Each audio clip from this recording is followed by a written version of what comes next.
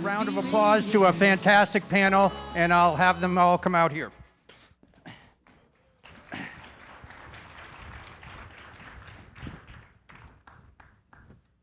As everyone's getting situated, I just wanted to say really two quick things before we get started with the panel. The first is it's a real honor and privilege for me to be here, so I want to thank Offshore Wind California, their staff, especially Brian White. I don't know if he's here, but the two of us have been working hand in glove what seems like for several years on many of the offshore wind priorities. And what I'm really honored about in being able to work on offshore wind is it has stretched my imagination and really the people who I've become friends with over the past couple of years. Having done 38 years in the environmental movement, there's a tendency to sort of stick with your people and to stick with the environmental movement. And what I'm really excited about for the past almost decade on offshore wind is that it's really expanded the people who I get to hang out with, who I get to talk about important issues with, and who I get to work with and have a lot of accomplishments. And the people on this stage are a testament to that, but it's not just labor, it's also people in the ports, people in the environmental justice community, and that's one of the things I really enjoy about being able to work on offshore wind. So I want to thank everyone for that. And the second thing is that many of these people might look familiar to you if you were looking at the panel from last year. But one thing is, I was thinking about this, it's kind of like we're your favorite classic jam band that you might have been listening to for years and years and years. But this year, much like happens with the great jam bands, we've added a great new lead guitarist. And when we were first listening to her, we were like, wait, does this sound good? And then we were like, no, this sounds great. So we're really excited to have Abrah, who's going to introduce herself in a second, to join us here on the panel. But if you start to nod off and think, well, this is the same thing that we've heard last year, just remember your best jam bands and think of how much you enjoy them. So I'm going to ask each of my panelists here to go through and introduce themselves quickly, and then we're going to get into a lively discussion about labor and workforce development and setting things up for offshore wind. But let's start with Micah. Hi, everyone. We are excited to get the band back together. I'm pretty excited about our new lead guitarist. My name's Micah Mitrosky. I'm an international rep with the IBEW 9th District. I cover renewable energy and clean transportation, and I want to give a shout out to all of our local union leaders in the crowd from up and down the West Coast. If you guys wouldn't mind standing for a quick minute. Just wanted to recognize and highlight, these are the key boots on the ground who are integral to the success of this industry here on the West Coast. So I hope all of you will have a chance to connect with these key leaders and decision makers. Good morning, everybody. My name is Treston Shull. I'm an international representative for the Labor's International Union of North America, the Pacific Southwest region. I'm excited to be here. I'm familiar with all the people up here, and we're glad we can engage with you and talk to you a little bit about what we can do for you. Thank you. Good morning, everyone. I'm Jeff Hunerlach with the Operating Engineers Local 3 District Representative and Offshore Wind Consultant. Also the Secretary Treasurer for the Humboldt Del Norte Building and Construction Trades. We're happy to be here. Good to see the crowd moved in and y'all are sticking around. So appreciate it and looking forward to the discussion. Hi, good morning, everyone. Travis Alexander, Senior Field Representative and Renewable Energy Coordinator for the NorCal Carpenters Union. And like my esteemed trade union partners and Abrah, we're excited to have this discussion this morning. Yeah, hi, good morning, everyone. I'm either the newest member of the band or the odd one out. I don't come from a background in labor. I come from the environmental side and a background in environmental science and policy. I work as the program manager at an organization called Climate First, Replacing Oil and Gas, which is a name that usually makes union members physically recoil from me when I say that. But we are unique in that we recognize that if we're calling for the end of an industry, then we have a responsibility to play a very active role in ensuring that people who are most impacted by the loss of jobs coming from that need to be centered in that conversation, and that is our frontline community members and our laborers. On that note, I also work and help to manage the Tri-Counties Building and Constructions Trades Council pre-apprenticeship program out of San Luis Obispo. What did I tell you? An awesome band and a great new lead guitar player, so we're really excited. We're going to organize the questions here to think about it in a way of, you know, what were your priorities for this past year? You know, what are you really focused and working on right now? And then by the time that we come back and do our next performance next year, what are the songs that we want to have mastered or the specific accomplishments that we want to have? So I'm going to start off with Micah again, and there's been a lot of accomplishments in this past year, but what are you really the most proud of that's happened? Thanks, Dan. Before I jump into the question, just a few words about IBEW. I think many of you are familiar, but I know there's some new faces in the crowd. We are the Electrical Workers Union. We're about as old as electricity. We represent over 800,000 members, active and retired, across the US and Canada, and our members work across all aspects of the electrical industry, including construction, utilities, and manufacturing. I can confidently say at every stage of energy, there is an IBEW member.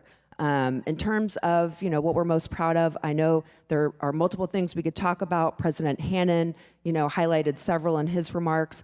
I'm really proud that IBEW has stayed the course on offshore wind. We're here. As you can see in the room, our presence is growing. We were proud to participate on Monday on the lobby day. Thank you, Dan, for organizing it and for inviting us. And a thank you to Local 1245, who's here in the center table, front row, who was able to attend and participate.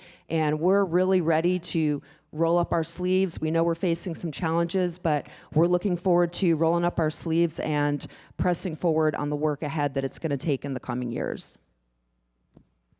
Same question to you. We're going to go down the line. What are you the most proud of this past year?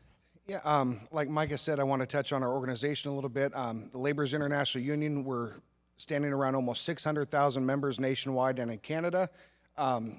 We are usually at the forefront of most renewable energy and energy projects, whether it's offshore wind, oil and gas. We are an energy sector union, even in nuclear, right? I started my career in natural gas and pipelines. But what we're really most excited about is that we're getting engaged with our local electeds. We're, you know, informing them on what our members need, what our members want when it comes to jobs. You know, a lot of the elected officials, even though they support offshore wind, they need that front face meeting with the local union leaders to educate them on what it is that we need, what we want. And we're doing that with a lot of our local unions up and down the state and really engaging with them, and also with our pre-apprenticeship MC3 programs, and really trying to show the local community and the local electeds, hey, this is a win-win for everybody. And I think the Laborers have done a really great job doing that with our local electeds and the MC3 programs and the building trades councils. Maybe before you go, Jeff, that you sort of gave a perfect shout out for me to say, which is that one of the lessons that we learned from the East Coast was really the importance of being able to show exactly what you're describing, which is the importance of local support. And oftentimes when you hear about offshore wind, you'll hear about groups on the East Coast that are opposed to offshore wind. And for the past couple of years, the offshore wind now, which is a little bit different from offshore wind California, but it's a very loose affiliation of groups. We meet every other Wednesday. Many of the folks here are part of that group, and part of the mission that we have is to organize local groups and then to go and to engage and do a number of things. One is to help get out the real story about offshore wind. Sadly, offshore wind is a victim to a ton of misinformation.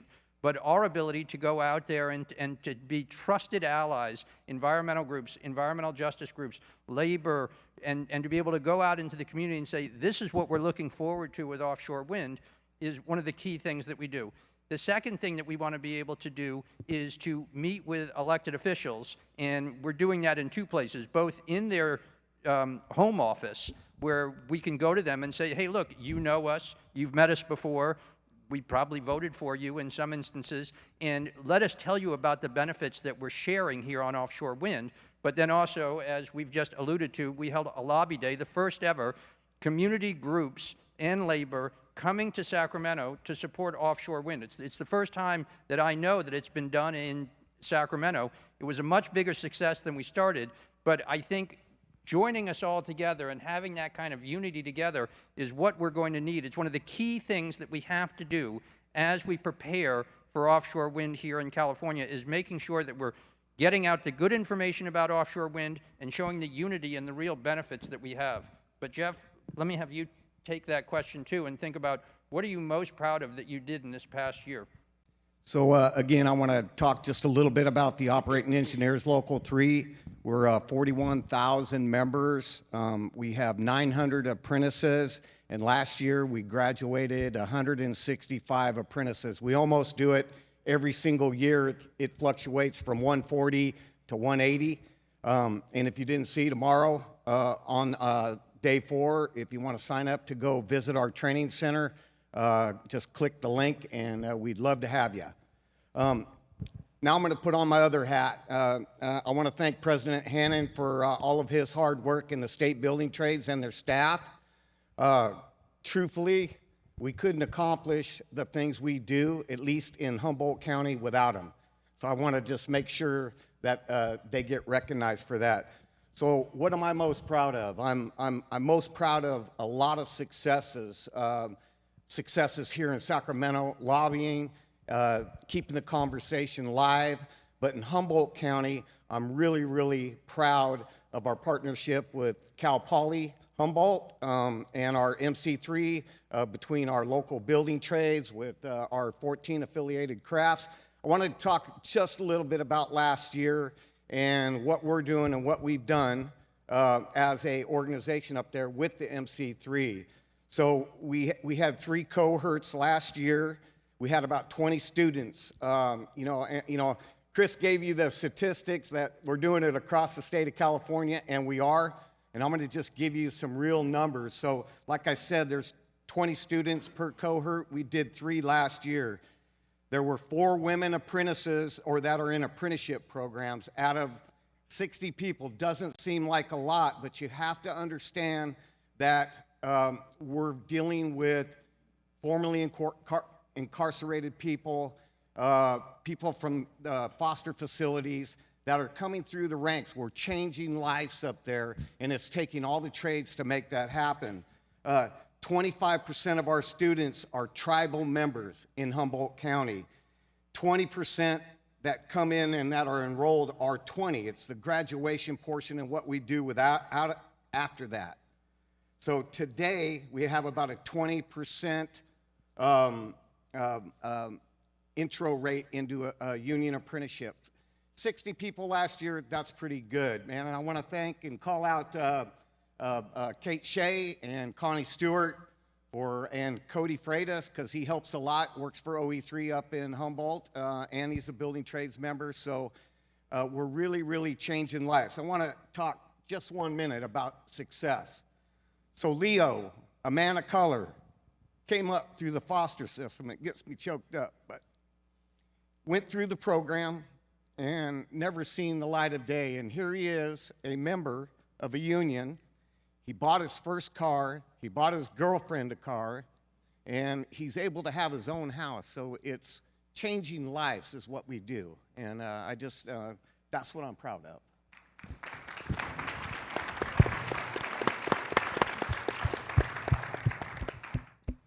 Travis, that's tough to beat, but Yeah, tough act to follow. Yeah, thanks for sharing that, Jeff. Great story. Thanks, Dan. I'm going to give a 2-part answer to this. So last year's conference, I had talked about a pre-apprenticeship memorandum of understanding we entered into with the Hoopa tribe. So over the last 12 or so months, we are well into the double digits of Hoopa tribal members that are now in our apprenticeship programs. The Carpenters, we have 11 apprenticeable crafts under our umbrella, so we're far more than just what people think of when they hear carpenter. So we've got, the carpenters, the millwrights, the pile drivers, scaffolders, and in the pile drivers world, we have commercial divers. So those are the 5 most relevant to the offshore wind industry. So very proud of the fact that we partnered with the Hoopa.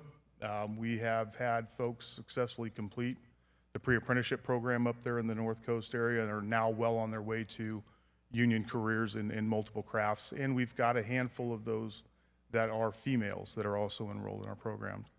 So the second part of this is I want to talk a little bit about the political perspective. The Carpenters statewide were a major sponsor of the Climate Bond Prop 4 in November. With the passage of that, as we know, there's $475 million earmarked for that. So that's another big boost, shot in the arm for the industry, and in the trying times that we're in under, the current administration in DC, it's going to continue to be able to press those conversations in a positive motion here in California. So we're looking forward to, supporting and being a part of the lobby days, working with our community and coalition partners as well as labor, and then doing the independent lobbying that the Carpenters do here in Sacramento and then at the local municipalities to get that money out the door now. Abrah, before I give it to you for your first guitar solo, let me just take a minute and highlight on what Travis is talking about. $475 million, we've done a lot in the past 24 hours of everyone sort of patting ourselves on the back to be able to get this money out the door, to get it into Prop 4, to pass that. Everybody on this stage, most of the people in this room really deserve a pat on the back for being able to do it. Great. And it's not going to be enough. That is just the start of what we need to be able to do. And what I want to encourage everyone here to start to think of is, where is the next $100 million going to come from that we're going to be able to do this? I would put out there that it's unlikely that we're going to see that from the federal government for the next 3, 4, 5, 6 years. So we're not going to have that pot of money that we've had before. The state, unlikely. We're in some, really difficult state times right now. So a couple of years ago, it was fairly easy to get a lot of money from the state. I don't think we're going to be in that same situation. And many of us have lobbyists that are across the street right now trying to make sure that we're keeping that $228 million in the budget. And if you want details on that, please come up and see me after this, and I can get you plugged into that right away. But I think the final thing is thinking about, we're also not going to get it from ratepayers. So where is our next pot of money going to come from that we're going to continue this work? And that, to me, is one of the key things that we have to come away from this conference, figure that out, and get to work on this. Let's be happy about the 475 that we have, but let's figure out where the next round is going to come from. So, Abrah, I know everyone's excited to hear from you and talk a little bit about what is CFROG doing and how did you team up with the Tri-County Building Trades? Yeah, I think the work that I'm most proud of in the last year or so can be summed up in one word, really, which is relationship. Chuck Bonham said something yesterday on his panel that nothing hard happens without strong relationships.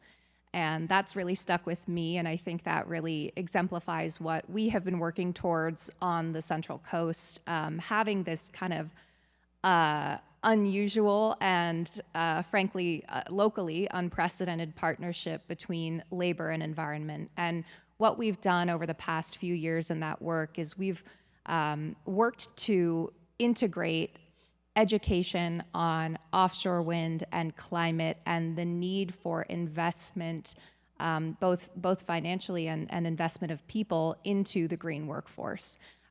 Particularly utilizing offshore wind as the venue within which we introduce that concept. And so through our pre-apprenticeship programs, our MC3 programs across Ventura, Santa Barbara, and San Luis Obispo counties, what we've done is we've added a module that highlights to our union pre-apprenticeship workers, which, much like Jeff mentioned, these are folks that, have historically faced, difficulty accessing careers in the trades, justice involved, a lot of really incredible women involved, people from all walks of life, as young as 18, as old as, in their 60s. And, what we've done is we've integrated a module where students are, for the first time in our area, receiving education on offshore wind, environmental justice, what that means for them, and what that can mean for their career, and the really vital role that labor plays in moving towards a clean energy future. So our students are learning about offshore wind, career opportunities in offshore wind, the skills necessary for a variety of careers in offshore wind. And the really exciting part is, utilizing virtual reality technology to provide students with a sort of hands-on, so to speak, experience. Obviously, there's nothing as good as the real thing, right? But as we are facing some kind of bureaucratic stagnation here in California, and we don't have, facilities for pre-apprenticeship students or apprenticeship students to go and see what these turbines are like in real life, we have a immersive virtual reality experience where students board a CTV at port, they ride out to a wind farm, they climb over 500 feet up to the top of the turbine, they perform a series of basic maintenance tasks with inside the nacelle, including checking the brakes, grease pot, high voltage cable configuration. We also have modules for blade manufacturing, welding tower segments together, pile driving at port. So really providing a comprehensive, exploratory educational experience for these pre-apprenticeship students that hasn't really been done before alongside this MC3 curriculum. And this last year, we put over 200 students from the Tri-Counties area through that program. And I'm really proud of that work and the relationships that it took to get that work done, and the growth that we'll need in those relationships to keep it going. I'm happy to say there's a video of me that's a little embarrassing of me climbing up the ladder with the virtual headset on, and if you haven't tried it, it's really, really cool. That's what we've done. Now I want everyone to talk about what they're really looking forward to and sort of what their goals are for right now, and that we're going to be able to report back to you when the band gets back together again next year. So can we start off with you again? Sure. Thanks, Dan. So at the broader national level, we are working to defend the clean energy incentives in the Inflation Reduction Act.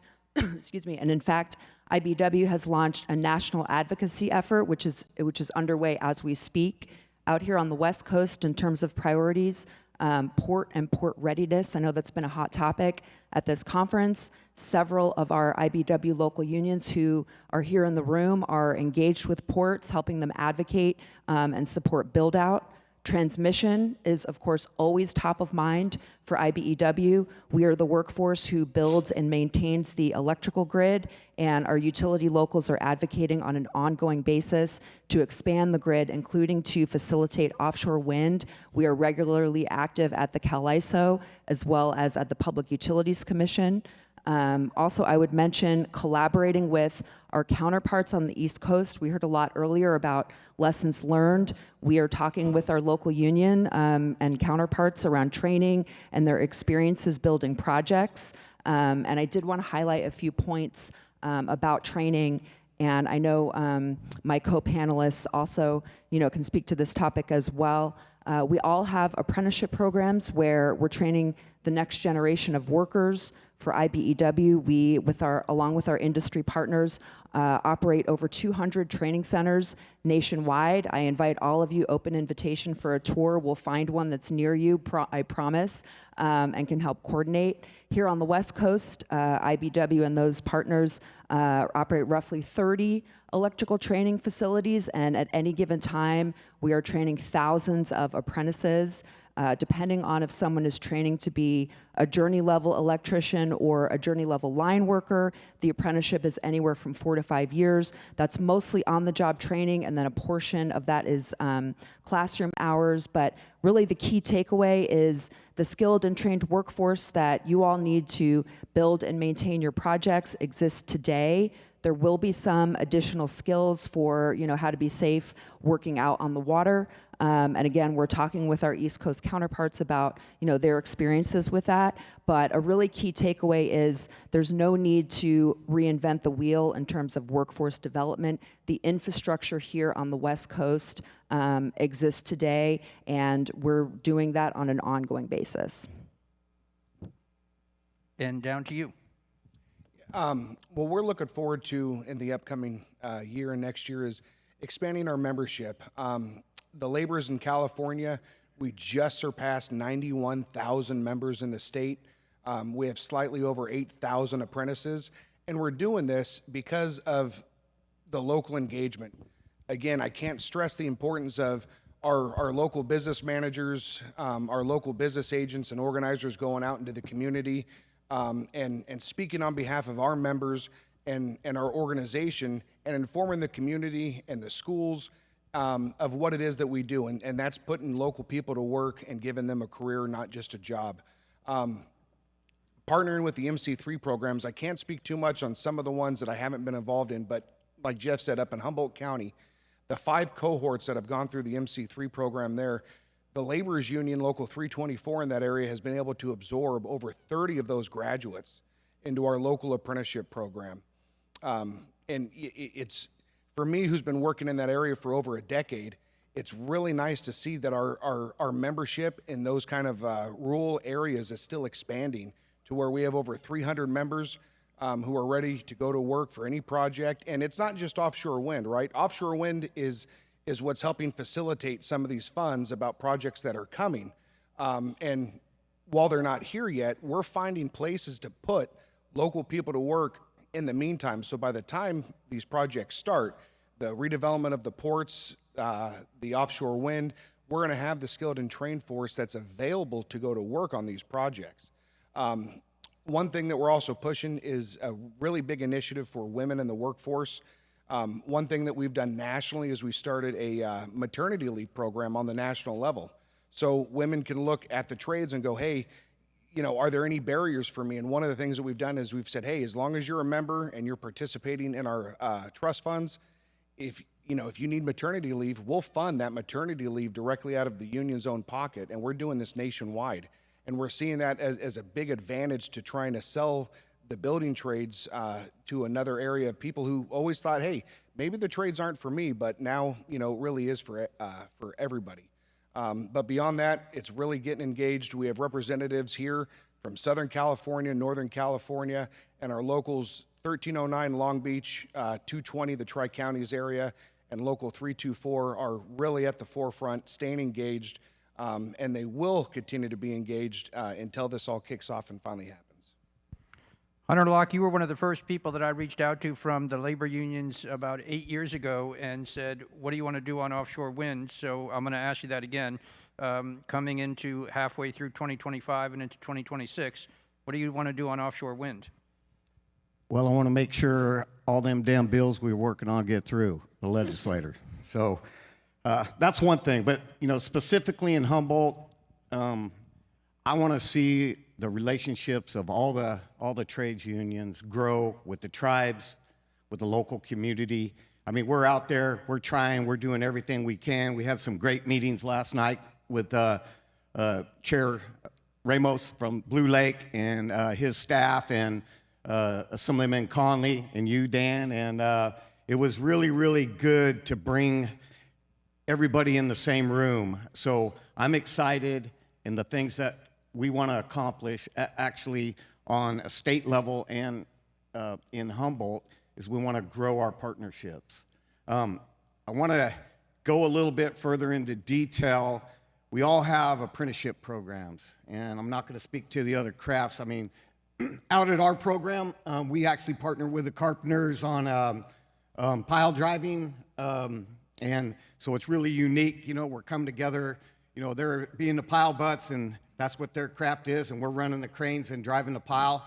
So working in tandem together, it's really a good thing. I want to thank the Carpenters for that. I want to look at, and I want to bring together, look, all of us, we go to a job, we finish a job, we move on to a job. That's the way it works. Projects don't go 9 to 5. They go until they're done, and when they're gone, our membership moves on to the next project.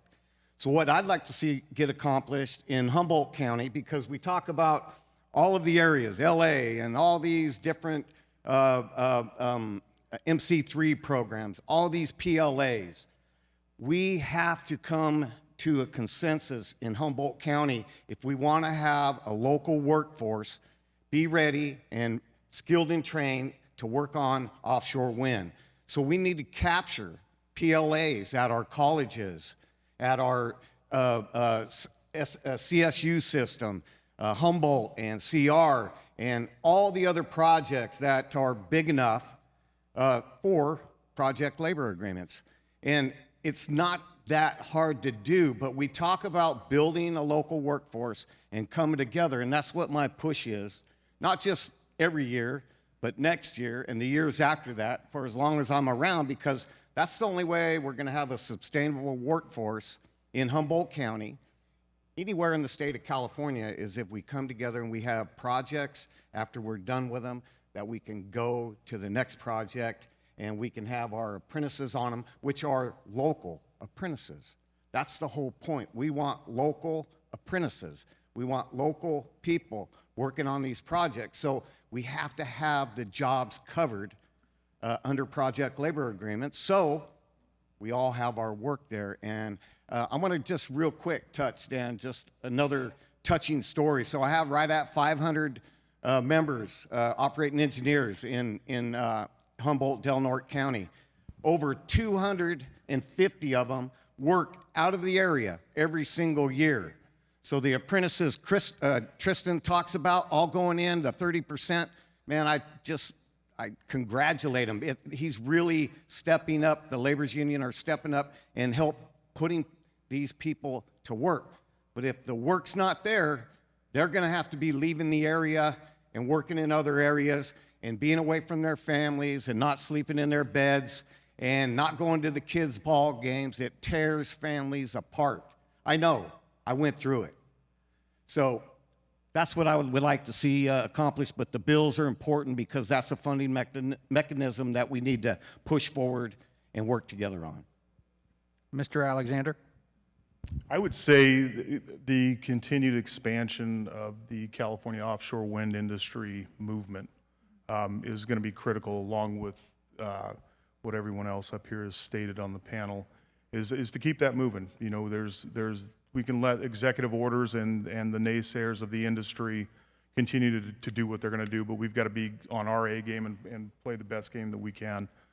So that's what I would say, you know, over the next 12 months is to continue down positive paths, promote the industry, promote the trades, promote community, promote the environment, responsible development, responsible policy, you know, and let's come out of this 4 years off and running, you know, and pick up where parts of it left off. So that'd be what we'd like to see in the coming months and years.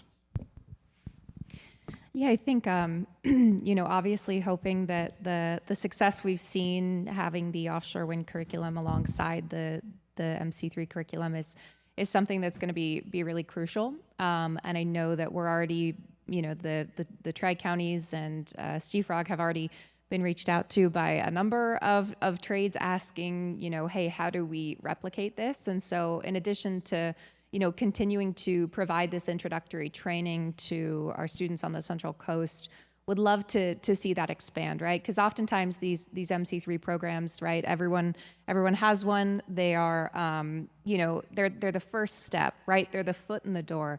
You want to join the trades, maybe you don't know what you want to do in that area. And so to be able to highlight offshore wind as a really exceptional, you know, career opportunity that involves the majority of our labor unions in one capacity or another, to make that known, to get that educational piece out there at an early stage for folks heading into labor unions, I think is really vital, and I'd love to see that expand across the state.